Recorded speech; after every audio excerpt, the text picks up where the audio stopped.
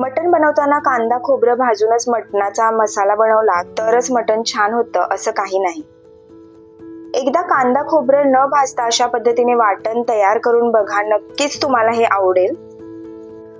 लवकरच श्रावण महिना सुरू होतोय आणि बरेच दिवस झाले घरात मटण आणलेलं नव्हतं, तर आहोंच्या फरमाईशने आज मटणाचा बेत केला। इकडे मटण स्वच्छ धुवून मटणाला हळद मीठ आणि कोथिंबीर लावून ठेवलेली आहे। त्यानंतर तेलावर कांदा परतून मटण जे आहे ते आपल्याला वाफेवरती शिजवून घ्यायचं आहे।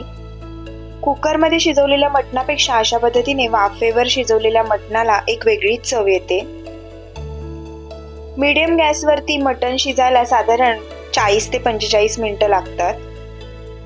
या रेसिपीचा डिटेल व्हिडिओ मी माझ्या YouTube चॅनेलला अपलोड केलेला आहे, तिथे जाऊन तुम्ही बघू शकता। मटण शिजल्यानंतर आता आपण त्याला फोडणी देऊन घेणार आहोत। कढईमध्ये तेल गरम करून घेतलेलं आहे, त्याच्यामध्ये कांदा लसूण मसाला आणि मिरची पावडर घातलेली आहे। त्यानंतर त्याच्यामध्ये तयार वाटण घालून घ्यायचं आहे। मटण मसाला आणि चवीनुसार मीठ घालायचं। हे सर्व छान परतून शिजलेल्या मटणामध्ये आपल्याला हे वाटण घालून घ्यायचंय।